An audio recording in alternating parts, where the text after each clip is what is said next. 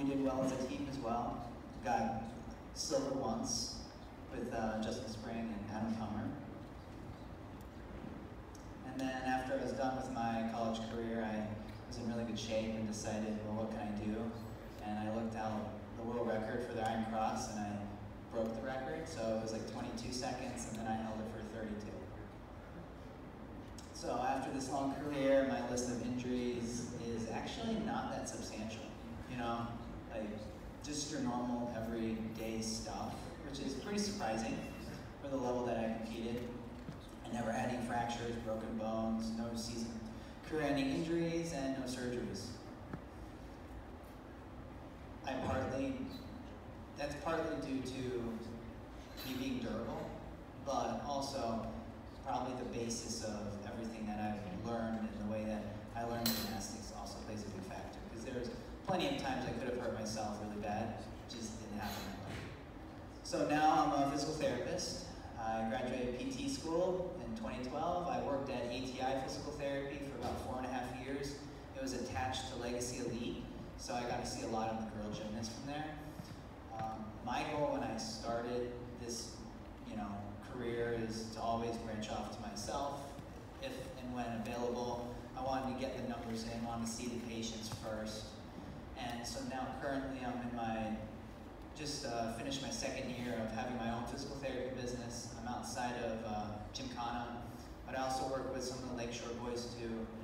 And I've been doing that for 2 years, so I've got to treat pretty much like 80% gymnastics population, which is awesome.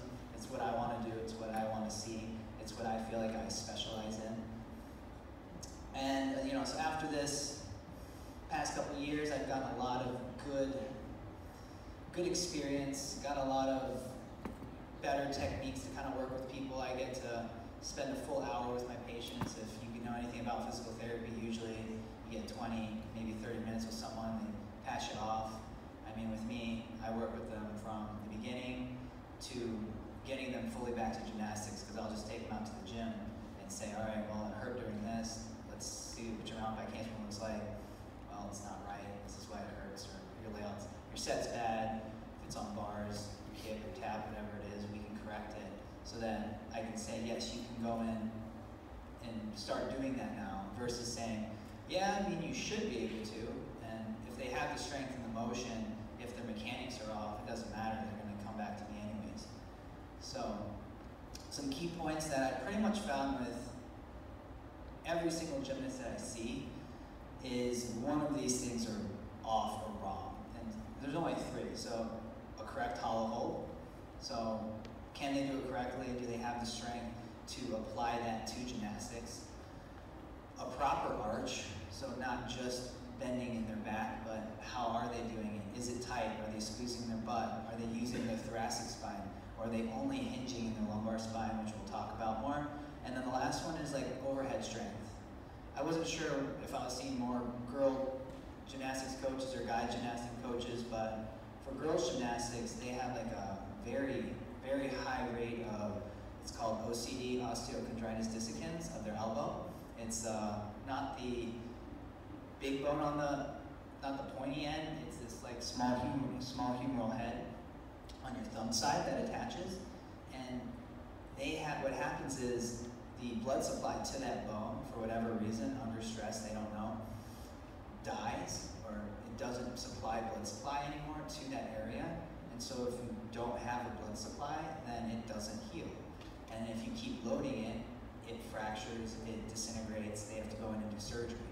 So why does that happen more with girls than guys? I think it's because, at least for guys, we have to do rings, we have to do P-bars, we have to do horse, we have to do all these other apparatuses that require us to build our strength up. For girls, they don't really have that. I mean, they have bars, and you're just swinging around. I mean, you gotta be able to do a press handstand, right? And then everything else is pretty high impact. They have beam, which is not giving. They have floor where they're tumbling, and then they have vault where they're all doing their chankos, and they're having all these huge forces going through their elbow, and they can't stabilize either at their shoulder or their spine. So this is what's happening every time. So why do you think that their elbow is becoming an issue? So with overhead strengthening, I think that that's key. It can obviously help with guys as well. But The other main thing is all the exercises that I'll kind of show you, there'll be a lot of different progressions, so it doesn't matter if they're just starting out as gymnasts or if they've been doing gymnastics for 15 years. You can do these exercises with everybody, and that's kind of the thing that you're going to want to look for when you're thinking of exercises. You can't be like, well, you're really good, so you should do this one. You're not very good, so you have to do this totally different exercise. They should be like, all right, this turns into that. Okay, so your goal is to get there, and when you can do that, then you're strong enough. And then that basically ends up being a full body exercise. So you're not doing crunches, we're not doing just bicep curls, we're not just focusing on simple pressing, we're not isolating different muscle groups. We're going to end up doing it as a full body closed chain exercise because that's functional for gymnastics. If you ask them, you're throwing your head out on your tap for your dismount, and then you realize they're throwing their head out because they can't scoop to a hollow position, so that's the only way they can get there, then telling them that they're throwing their head out doesn't change anything. You know, if their feet are coming apart on their backswing and you tell them to get on the stomach and heel drive for you and their feet come apart and they're bent or not looking good, that's not, they should be able to do it on the ground first. If they're doing gymnastics and it's coming apart, that's not the problem. You have to go back and give them easier stuff to reinforce what you want and what they should be doing. So, the last thing that I kind of want to talk about is rate of perceived exertion. So, basically, whatever exercise it is for that gymnast or patient, it needs to be pretty difficult, right? Now, it doesn't mean the exercise has to be difficult. It could be easy for me, but if I see someone struggling with a basic exercise, then that's a good exercise for them. It doesn't matter. It doesn't matter that I think it's easy. It matters what their body is responding to and if they can do it.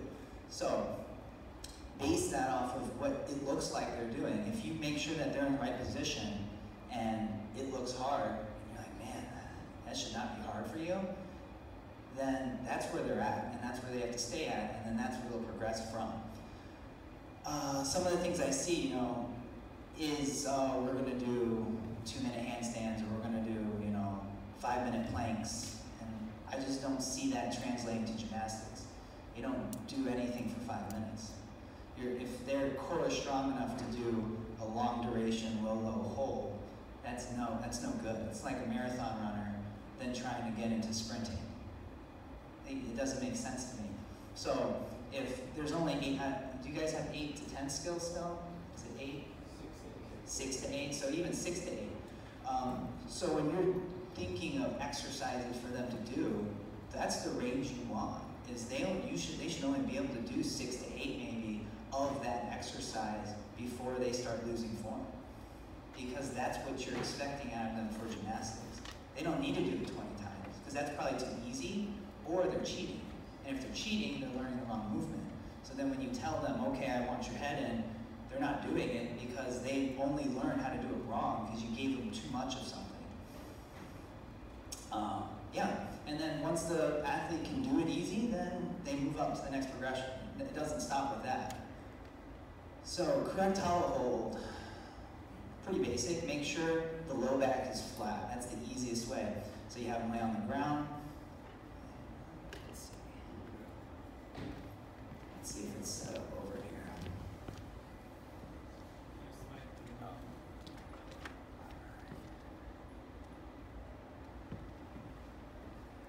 So I just happen to kind of have some of these. But, all right, so this right here, if I take my hand, I try to shove it right below my lumbar spine, and you should not be able to budge. There should be no space, no gap, nothing. If you can even get a little finger even halfway to the spine, you're still doing it wrong. It has to be flat. They have to be pushing your hand out. And that's all you start with is a hollow hold. Now with my arms above my head, that's technically harder. You might need to start with their hands below to their side, and then the progression of that is even just straight out in front, up and down, and then eventually it's overhead. The other thing I see a lot with hollow holds is that they're going to be flexing their chin up a ton. You want their head, not out, but more neutral. So not out, not in, but neutral. It's a chin tuck, and that actually ends up working your deep neck flexors, which is literally the core for your neck. So if you're seeing people cheat by lifting their head, if you're seeing people cheat by doing like a swimmer technique to where their hands are holding their head up, that's not good, because then when their head comes out when they're doing stuff, it literally could be because they can't stabilize in their neck because they've been cheating that exercise.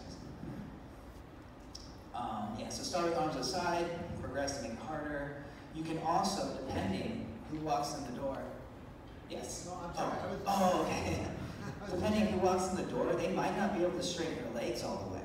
So their knees might have to be slightly bent. And is that bad? Well, it means they're not strong enough, but that's where they have to start.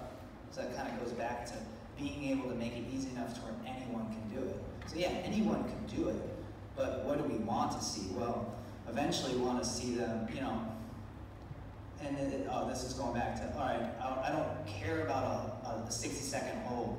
Most of the gymnasts that I end up seeing are, you know, club. Some of them are really good, and they'll do a 10-second hold properly and be tired. You know, these kids are kids that are elites, and they still can't do this correctly. Because, and I'm thinking in my head, like, but you guys do minute holds all the time. So that that tells me is that when they're doing a minute hold, they're holding for a minute. They're not holding to get stronger in their core necessarily. So you can start at 10 seconds. You can bump it up to 20 or 30 seconds, that's fine. But I would say longer than a minute, or even up to a minute, is a little pointless. I'd rather make it harder by rocking than hold for a minute. So that's the next progression, is to rock. Because when you're rocking, now you're putting forces through your hands and your feet, which is much like gymnastics. If you're on the bar, if you're kicking and towing, that's what you want. You want that compressional force. You want them to be able to fight those G's, not just hold it in a static plane. So, let's see what we got here. So yeah, can't get under. You add the rock, trying to keep the arms above the head, staying nice and tight, chin isn't too flexed, head isn't out. You can make a bigger rock, obviously. Feet are never touching. You want to see them like a boat, like a banana, and that's pretty it. And that's it. These are things I don't want to see. Hands coming down, back piking up, feet dropping down. Those aren't good body positions. That's just another view. All right, and then, other than that, for a hollow hold, the next progression is full body. So one of my favorites is actually plank to failure. I think I have it on here.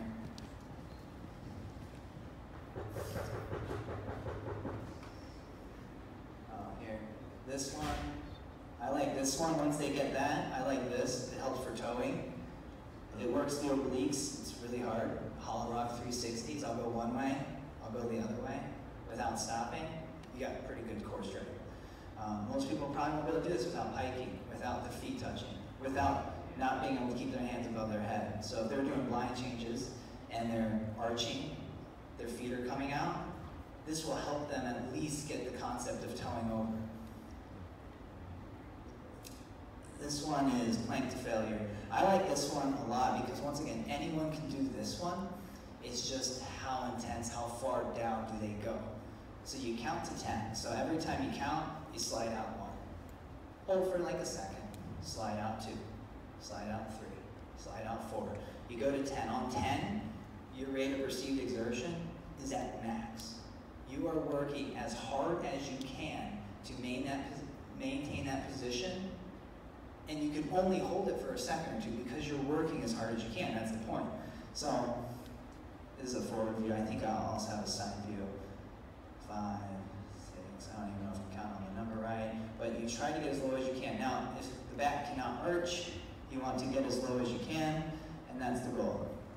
This is a side view of it, same thing. So 1, 2, 3, 4, 5, 6, 7, 8, 9, 10, hold, and fall. So once again, anyone can kind of do that. they won't be as low as that, that's fine. The slides might be much smaller, but anyone can get to 10 and work as hard as they can. So that's the whole point. You want to be super low.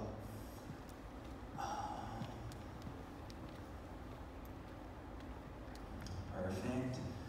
So proper arch and heel drive. So the opposite position.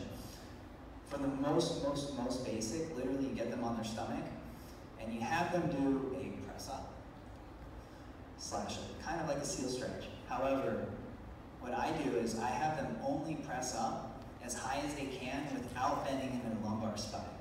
So they don't get up very high, but what they end up doing is opening up that chest, and they start getting a nice curvature in the low back. Once again, so this is like super basic, like why would I ever do this? Who would need it? Sometimes anyone with back pain from doing extension-based stuff. So I had a guy, I see him every 2 weeks. Once again, he's like a really good gymnast. He started having more frequent back pain. He never really had it before.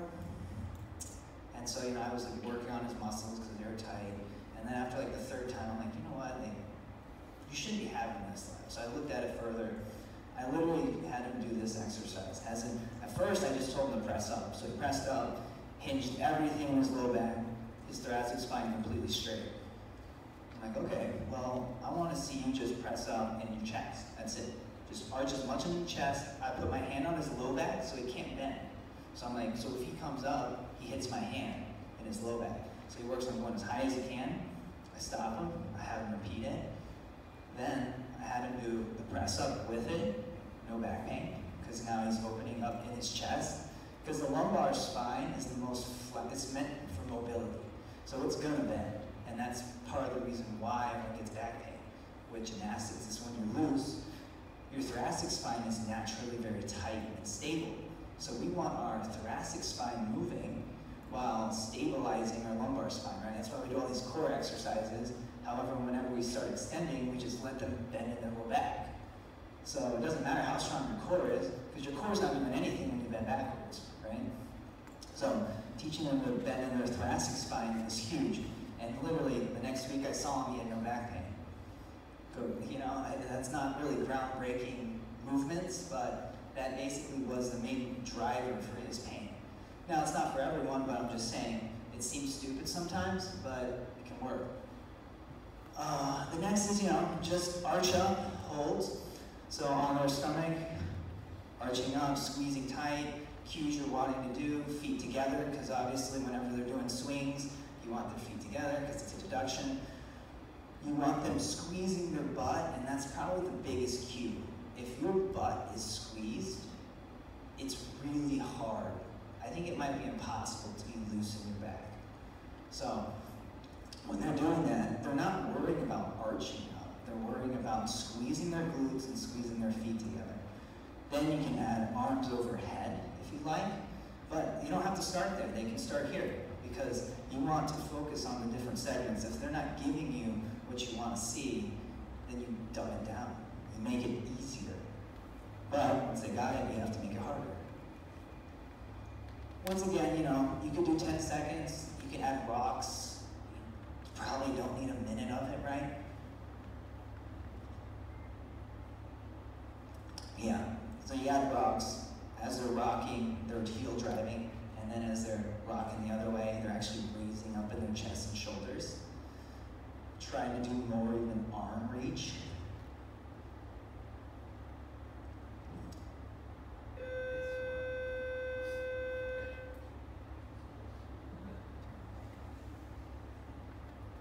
All right, so this one, the press up, slow downs, they're, we're good. All right, this is really good for anyone with back pain. So what I'll end up doing, you have to have someone sit on their feet or have them put their feet under a hard mat so that they don't come up.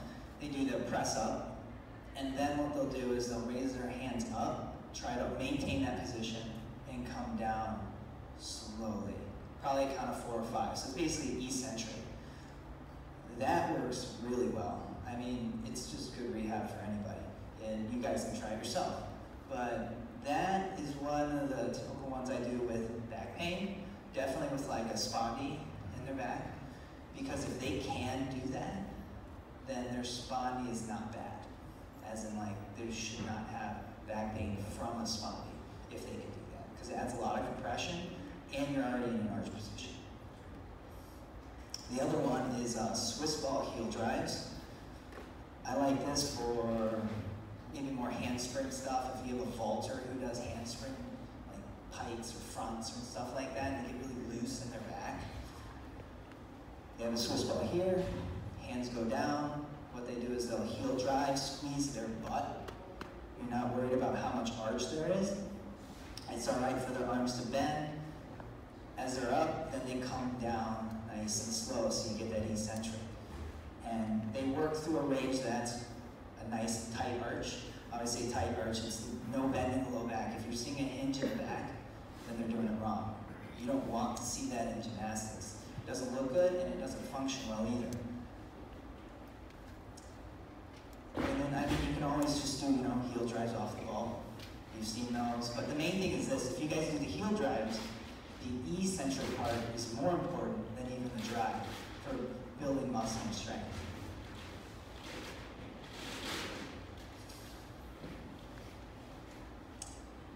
I also added this one. I like this. It could be off the vault or a mat. Someone also have to sit on the legs. And they start all the way down, and then they just go up to neutral. So you want them to go up to completely flat. One reason why is because when they do that, you might realize they have no idea where straight is.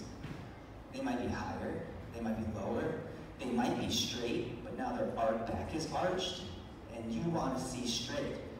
Not arched, but just from flexion to straight. I'll have them do 10, repeat. Then, from that neutral, I'll have them work up 10. Then I'll have them do full range 10. So I like it, it's segmental. It kind of works on both ends of the heel drive, or of arching. And with 30 of them, it's pretty tiring. The other thing, probably focusing on back handspring type drills, I was thinking maybe for more high school gymnasts. Gymnastics sends a lot of unnatural positions. As in, if you're doing a backflip, you're going to want to throw your head because you want to see where you're going. But in actuality, it's not what you want to do. You want to swing your arms upright, you want to raise, you want to wait, you want to set. So you have to, for back handspring, same thing. You're going to want to throw your head the first time you're doing them. So working on these, just drills onto a mat where they're hitting a nice tight arch. The other thing with like a back handspring that I see a ton, especially more with girls, because they do their back handsprings like their back walkovers. As in, they'll undercut their hands, and they're in this really big arched position, and then they're impacting on top of it. When a back handspring should travel, back handspring is basically a whip back without hands, or with hands, right? Whip back and back handsprings are synonymous. So they should travel. A back walkover is just a completely different monster in itself. So to do the back handspring, I spent a lot of time teaching them that they don't really need to rotate. You probably need to rotate a quarter of a flip before your hands hit. I'll kind of demonstrate with my hands, I guess. But the whole point is for the back handspring, if I were to catch straight up and down all my force, that's similar to someone picking me up by my feet and dropping me onto my hands. That's a lot of impact, right? So ideally what you'll want is you want to spread that out through a bigger time. As in, like when you walk, you don't just hit your toe every time, right? Hit your heel, hit your midfoot, and then you toe off. It kind of distributes that force. Same thing with back handspring.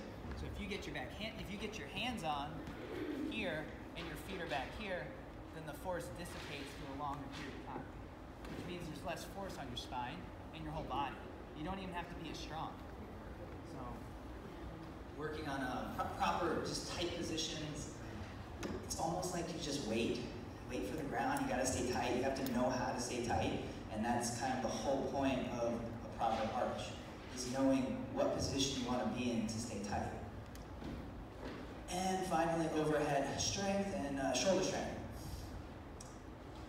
So, I guess for a handstand, one of the other things I'll do too to make it real basic, so we can start way back. You can have them sit down with a mat behind them, keep their back flat, get like 5, 8, 10 pounds each hand, whatever dumbbells, and have them work on a seated, pretty much a handstand position. They'll be opening up in their shoulders, they're going to be pressing up, and their eyes will be on their hands, but not their head. And then they hold it, right? They can also do it in a handstand, but this is basically the stuff that you want to be in. For a handstand, you don't want to be compensating low back because you don't have enough shoulder mobility.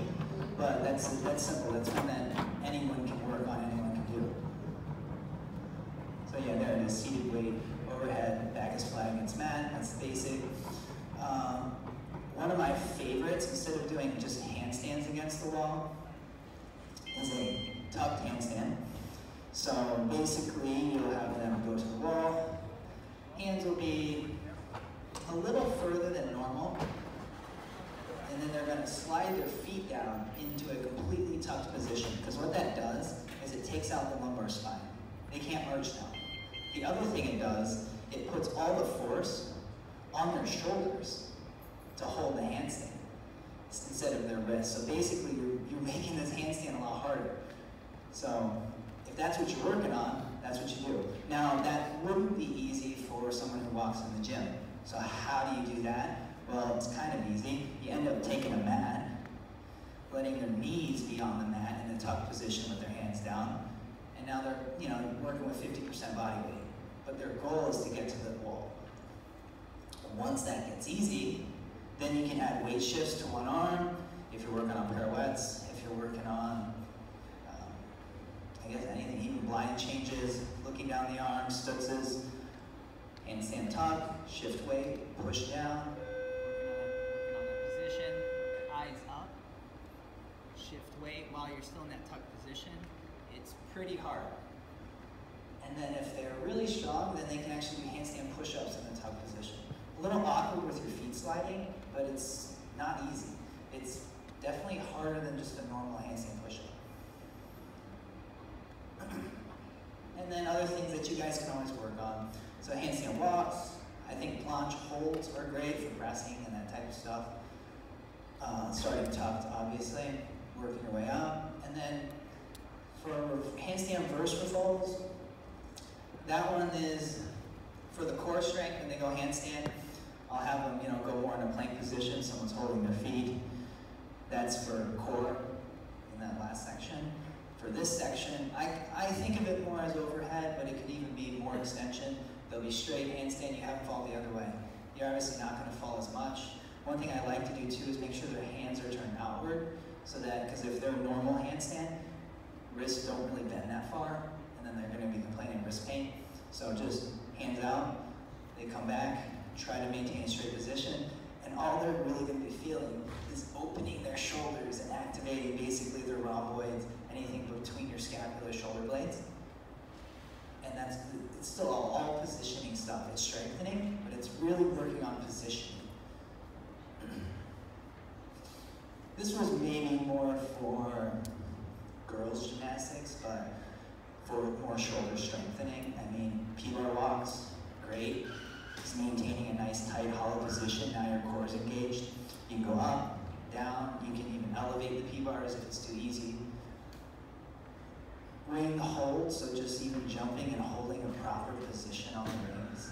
Once again, this was maybe more for girls gymnastics because most of them have rings, and if they're weak in the shoulders, I don't think any girl can even support themselves on rings correctly. So that would be very good, very difficult. Handstand holds on rings, just another progression to make a handstand stronger.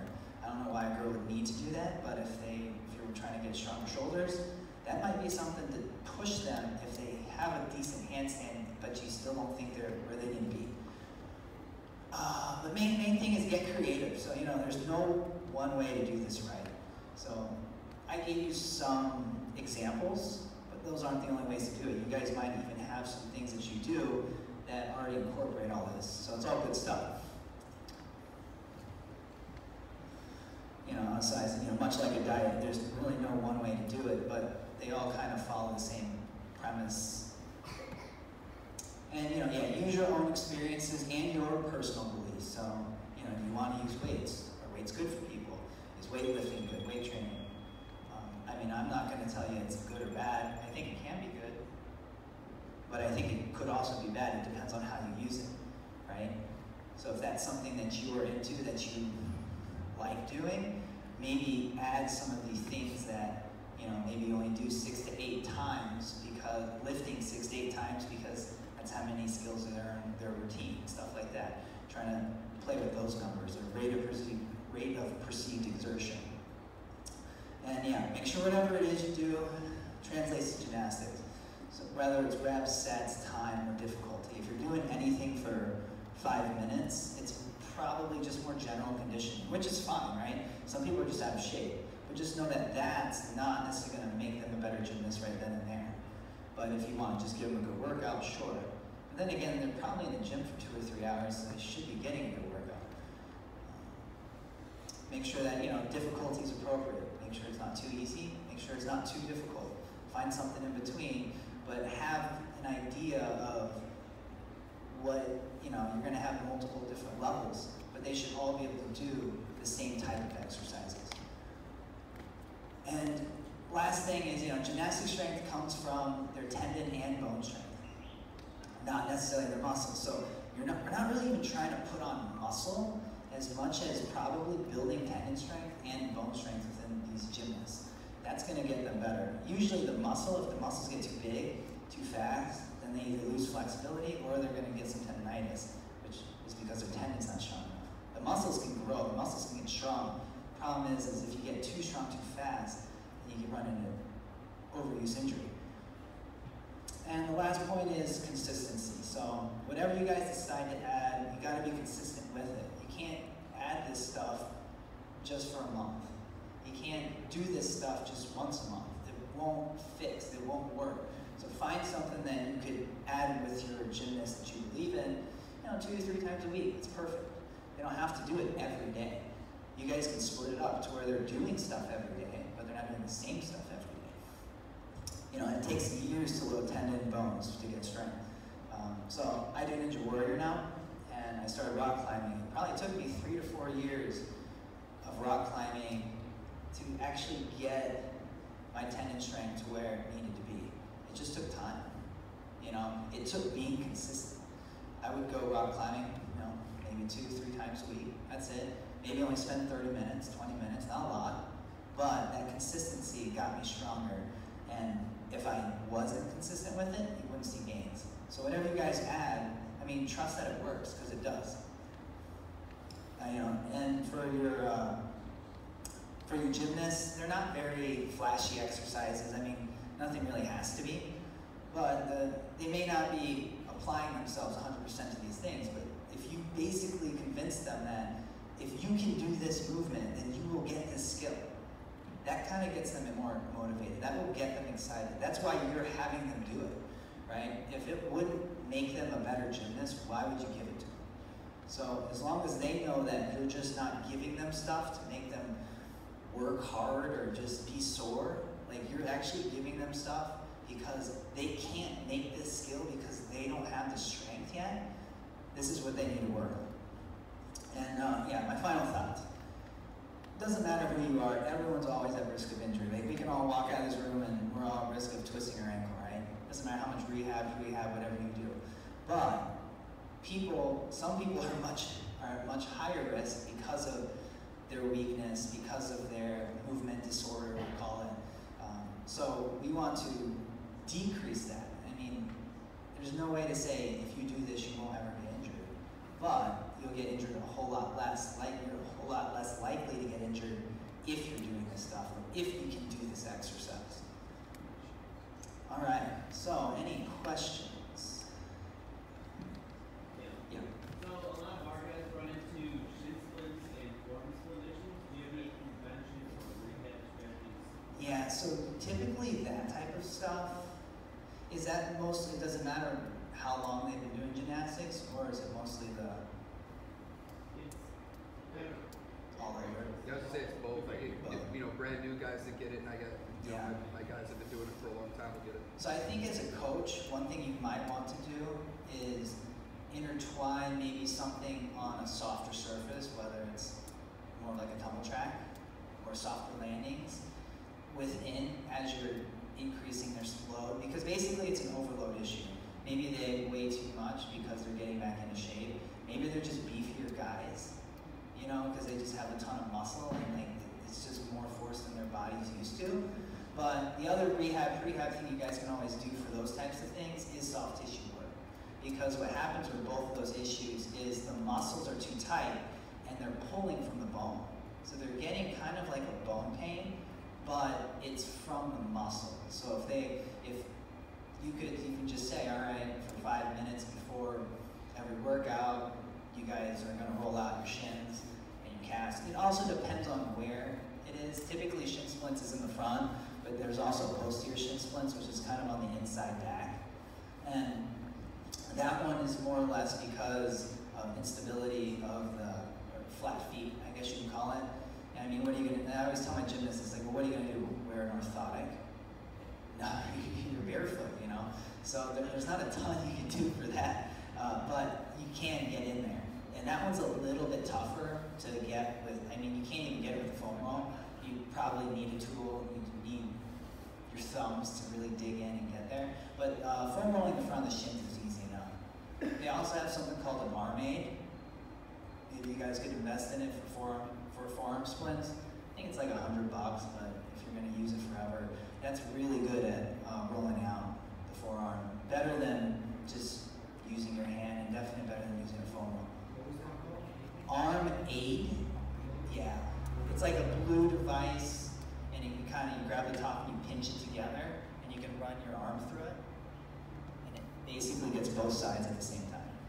So that's that would be a pretty useful tool, because then you can just pass it around the gym. Forearm splints, I mean, does squeezing a tennis ball do anything? So that, I would say it's got to be more of the stretching.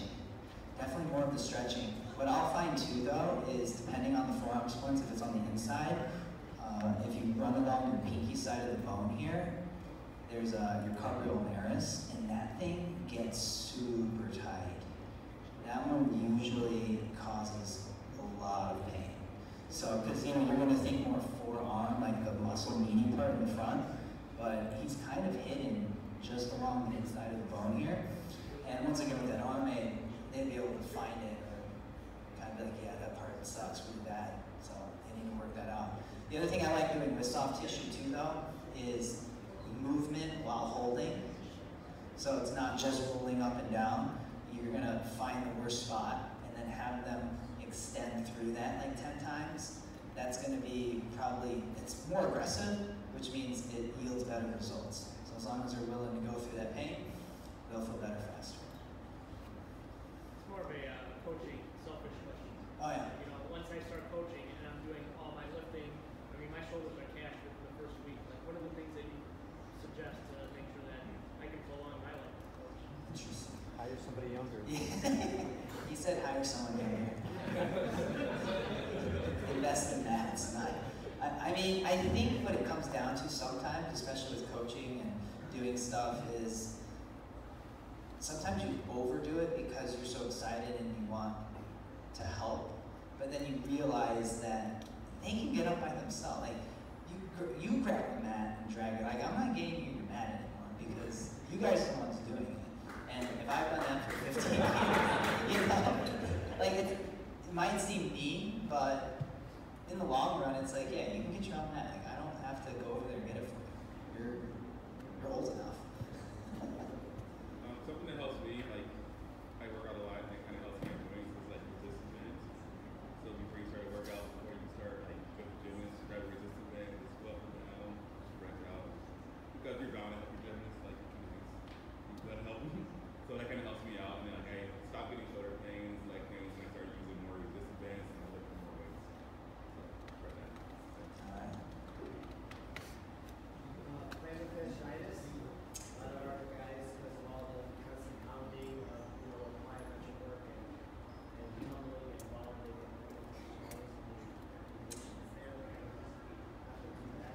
You know, most of my plantar fasciitis that I end up seeing, I usually find something wrong with their foot.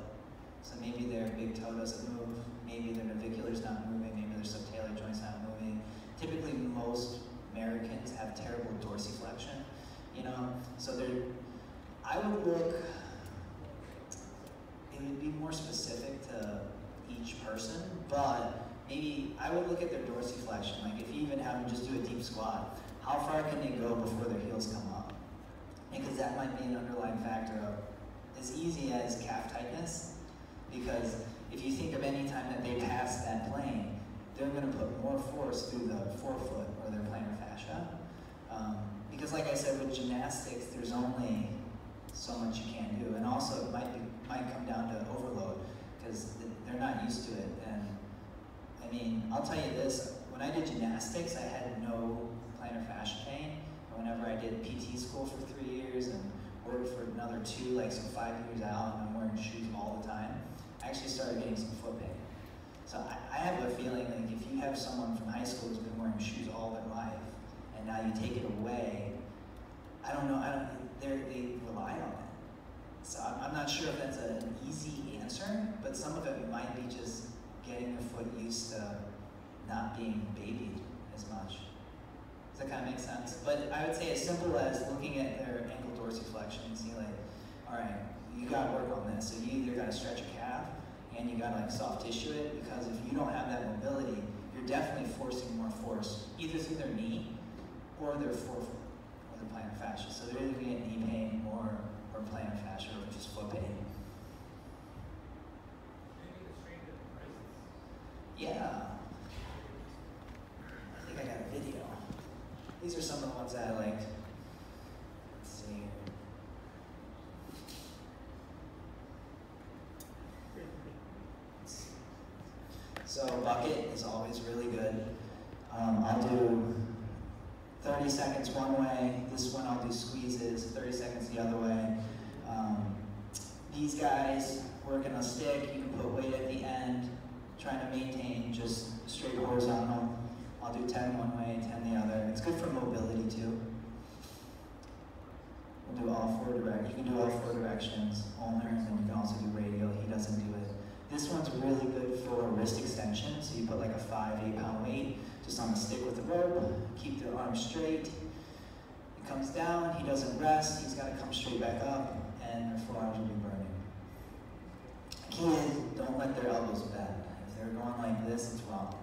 If their shoulders are high, it's wrong, right? You want their shoulders engaged and well. Some fingertip raises. So notice how he's on his knees. That's a progression. Eventually you could do it to where you're in a push-up position. Now most of your gymnasts probably don't need to be there. Just even wrist, for his issue itself, it was more of like wrist flexor tendonitis. This one, so he's on basically it's slopey, it works on false grip. So like on rings for false grip, it's definitely a different type of muscle. So then we were doing swings with it, and now we're also doing just one arm hangs. And then we went into shoulder strengthening, because a lot of the times if your wrists are hurting, it could be from working out a ton, but it also could be from the fact that your shoulders aren't quite strong enough. So it kind of comes back to that whole, we should work the shoulders. Like, don't just do wrist strengthening for your wrist pain. There's more that you guys can do.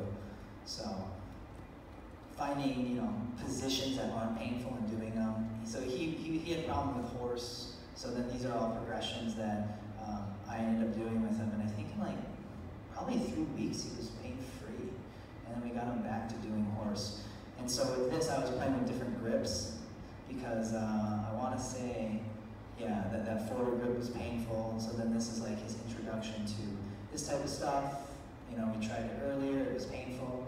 Tried it later, it was not. Tried different positions and positioning for a horse, so he's weight shifting, loading, and you can even tell, like, with all this stuff, it's more than just the wrist that's working here. So, and we got him in the bucket, and eventually got him doing circles. So, yeah, kind of just a full-length progression. And I started that mostly all just with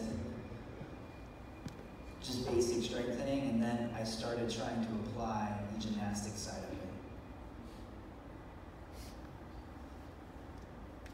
Any other questions? All right, thank you, Tyler.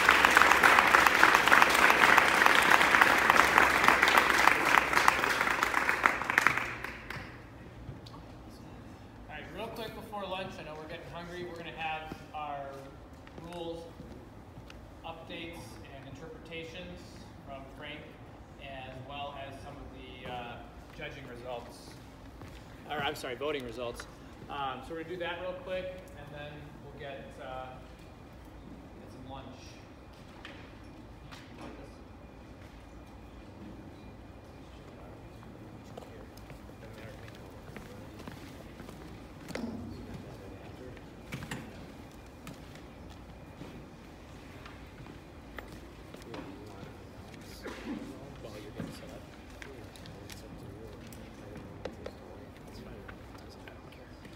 All right, so while we're getting the computer set up for the interpretations, we have the results. The advisory board proposal to bring back the regional failed. The constitutional amendment to update the timeline for proposing rule changes from May to March passed. The advisory board proposal to change boys gymnastics to a fall sport failed. Resolution to allow digital attendance passed. Constitutional amendment to clarify voting rights with the prior to May language passed. Constitutional amendment to make meetings on Mondays passed, so I'll adjust those dates for you. Rule proposal for eliminating the penalty for a failed inquiry is pass. The update to if you touch a gymnast on a skill, this is one I must have missed earlier. The skill is still awarded and a 5/10 deduction is given at the judge's discretion. That passed. Pommel, no change on the circling out, so it's still initiating the circle up to the judge if they initiate a circling skill after. Changing frosh to Moores instead of flares passed. Updating the language on the non-Fig A circling skills passed. Limiting bonus on high bar turns failed. Updating the clarification, you need 6 to 8 parts to get your 0.1 bonus passed, so that is clarified now. Eliminate the 10th bonus for less than 0.8 in deductions failed, so we'll keep that. The eliminating the whole list of all those D and E skills passed, so we'll remove those so that the list of bonus is a little less overwhelming. The update on pommel to give a 10th bonus for circling Fig with a 180-degree turn passed. Fig to handstand on rings with a 10th bonus passed. Updating the parallel bars B swing to hand 0.1 bonus failed.